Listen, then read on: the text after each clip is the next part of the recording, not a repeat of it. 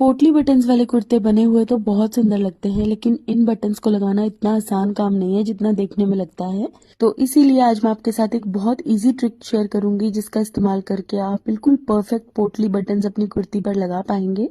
तो इसके लिए आप कोई भी टेप ले लीजिए और एक प्लेन सरफेस के ऊपर टेप को इस तरीके से लगा लीजिए और उसके बाद सभी पोटली बटन्स को बिल्कुल एक साथ रखना है इस तरह से।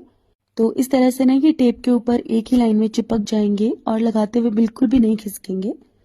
तो देखिए अब हमें इस तरीके से पोटली बटन्स को स्लीव्स या ट्राउजर के बॉर्डर के आगे स्टिच कर देना है और एक्स्ट्रा टेप को अब हमें निकाल देना है। तो अब हमें मशीन के अंदर सिंगल प्रेसर फुट को अटैच करना है और कपड़े की एक पट्टी को हमें इस तरीके से लगाना है कि पोटली बटन्स की टेल इससे कवर हो जाए।